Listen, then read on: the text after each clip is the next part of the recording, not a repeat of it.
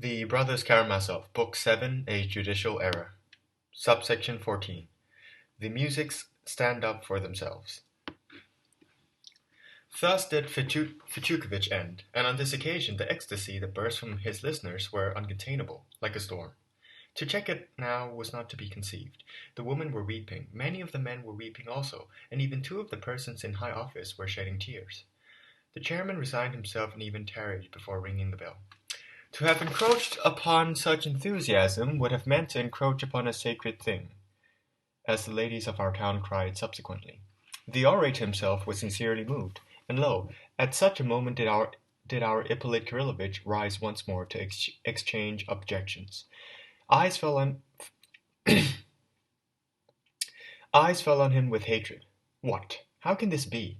That fellow still dares to object. The ladies began to babble. But even if the ladies of all the world had begun to babble, and at their head the public procurator's wife, why at that moment, even then, it would have been impossible to restrain him. He was pale, he trembled with excitement. The first words, the first phrases uttered by him were even incomprehensible.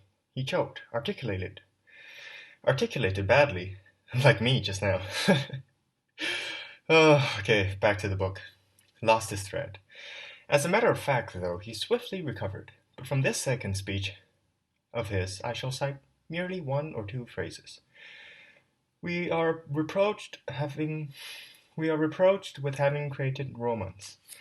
But what has the defense counsel given us, if not roman upon roman?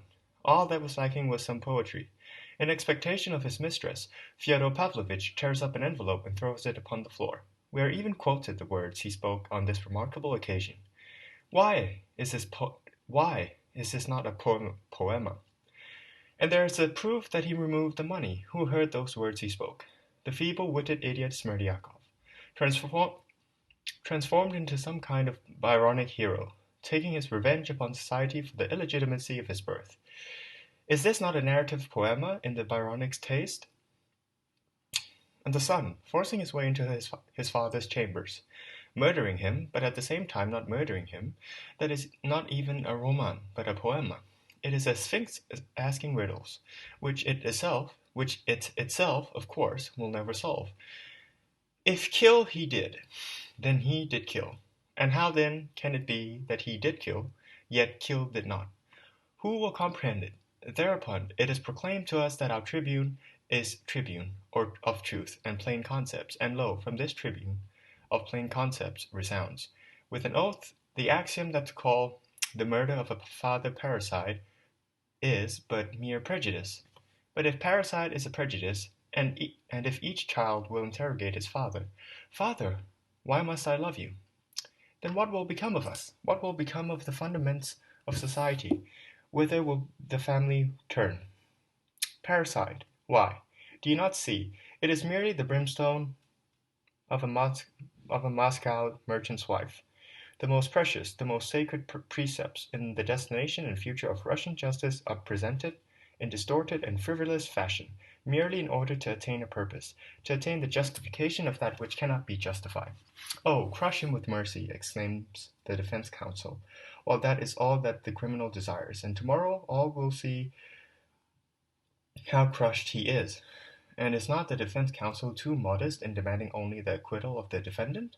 Why should he not demand the founding of a stipend in the name of the father murderer for the perpetuation of his holy deed among posterity and the younger generation? The gospel and religion stand corrected. All this is mysticism, he says, and only among us is there true Christianity, one verified by the analysis of reason and plain concepts. And lo, before us is erected a false likeness of Christ. For with the same measure that ye mete, withal shall it be measured to you again, the defense counsel exclaims, and at that same time instant refers from this that Christian commanded us to measure in the same measure in which it is measured to us, and this from the tribune of truth and plain concepts. We consult the gospel only on the eve of our speeches in order to shine in our familiarity with what is after all a rather original composition, which may come in handy and serve to create a certain effect, in the measure to which it is required, always in the degree to which it is required. That is But that is the very thing that Christ commands us not to do, to beware of doing, because the wicked world does it, while we must forgive and turn the other cheek, and not measure in the same measure in which our wrongers measure to us. That is what our Lord hath taught us, and not that to forbid our children to murder their fathers is a prejudice, and we must not, from the pulpit of truth and plain concepts, correct the gospel of our Lord, on whom the defense counsel is willing only to confer the name of crucified lover of mankind, in contrast to all orthodox Russia, which appeals to him, for thou art our God. At this point, the chairman stepped in and asked the entraîné, ENTRAINE with the flick on top from bottom left to top right, to stop, requesting him not to exaggerate, to remain within due limits, etc., as court chairmen usually do in such cases. And indeed, the chamber was unquiet too. The public was stirring, even exclaiming in indignation. Fijukovich did not even register any objection, but merely went up, his hand placed on his heart, to deliver himself in an injured voice of a few words full of dignity. Only slightly and mockingly did he again touch upon the romance and psychology, inserting at one point in a suitable place, Jupiter, thou art angry, therefore art thou wrong, provoking an approving and widespread titter in the public, for Ippolit Kirillovich did not now in any way resemble Jupiter. Thereupon, to the accusation that he had apparently given the younger generation permission to murder their fathers, Fijukovich observed with profound dignity that he would not even make a retort. As for the false likeness of the Christ, and the circumstance that he had not conferred the name of God upon Christ, but had cancelled him merely the crucified lover of mankind, this being, it was said, against orthodoxy and not to be uttered from the tribune of truth and plain concepts, Fijukovich alluded to slanderous insinuations, and to the fact that, in pursuing his intent to come here, he had at least supposed the tribune, Tribune, I'm not really confident in saying that word. I'll find out how to say it. Here, to be secure from accusations, that might jeopardize my standing as a citizen and loyal subject. But at these words, the chairman asked him, too, to stop, and Fijukovich, bowing, concluded his reply, accompanied by a universal and approving ripple of voices from the chamber. As for Ippolit Kirillovich, he had, in the opinion of our ladies, been squashed forever. After this, the defendant himself was given the floor. Mitya stood up, but did not say much. He was terribly fatigued, both physically and spiritually. The aspect of independence and strength with which he had appeared that morning in the chamber had almost vanished. It was as if he had experienced something that day to last him all his life, something that had taught him and made him understand something very important, which he had not earlier comprehended. His voice has grown feeble, and now he did not shout as earlier that day. In his words, one could hear something now, new, reconciled, conquered, and bowed down. What am I to say, gentlemen of the jury? My judgment has arrived. I feel the right hand of God upon me. An end to the licentious man. But, as though I were confessing my sins to God, I say to you, of the blood of my father, no, of that I am not guilty. For the last time I say again, it was not I who killed him. I was licentious, but I loved the good. Every instant I strove to mend my ways, but lived like a savage beast. I thank the public procurator. Much has he told me of myself that I did not know. But it is not true that I killed my father. The public procurator is mistaken. I thank the defense counsel also. As I listened to him, I wept. But it is not true that I killed my father, and it was not right to assume it. And do not listen to the doctors. I am fully in my right mind. Only my soul is heavy. If you will spare me, if you will release me, I will pray for you. I will become better, I give my word. Before God I give it. But if you will condemn me, then I myself shall break the sword over my head, and, having broken it, shall kiss the fragments. But spare me, do not deprive me of my God. I know myself, I shall make murmur. My soul is wretched. Gentlemen, spare me. He almost collapsed into place. His voice was strangled and cut short. He had only just managed to articulate his final phrase. Thereupon the court proceeded to the formulation of questions and began to ask for concluding statements from defense and prosecution. I shall not, however, describe the details. At length the jury rose in order to retire for their deliberations. The chairman was much fatigued, and so he gave them a very feeble last instruction, saying, Be impartial. Do not let yourselves be swayed by the eloquent words of the defense, but weighing up everything, and remember that on you lies a great responsibility, etc., etc. The jurymen withdrew, and there was an adjournment in the proceedings. It was possible to get up, walk out, exchange one's accumulated impressions, partake of a morsel at the buffet. It was very late by now, around 1 o'clock in the morning, but no one had departed. All was so strained and keyed up that they did not think of rest. All were waiting. All were heart and mouth, though, as a matter of fact, not all were heart and mouth. The ladies were merely in a state of hysterical impatience, while their hearts were calm. An acquittal, they said, is inevitable. All of them were getting ready for the spectacular moment of general enthusiasm. I will confess that even in the male half of the chamber there were exceedingly many convinced that an acquittal was inevitable. Some rejoiced, while others knit their brows, and yet others were simply crestfallen. They did not want there to be an acquittal.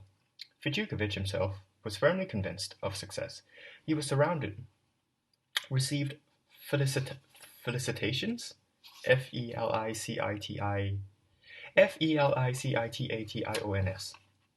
while people ingratiated themselves before him. There are, he said in a certain group, as was subsequently related, there are these invisible threads that bind the defense counsel to the jury. They are formed, and many sensed, even during the speech. I have felt them. They exist. The case is ours. Have no concern. What do you think of those musics of ours are going to say now? Said a frowning, fat, and pock-marked gentleman, a landowner from near our town, going up to one group of conversing gentlemen. Not just the musics. There are 4 civil servants here. Yes, what about the civil servants? A member of the Zemstvo council said, walking up. But do you know Nazarev, Pokor Ivanovich, that merchant with the medal, who is on the jury?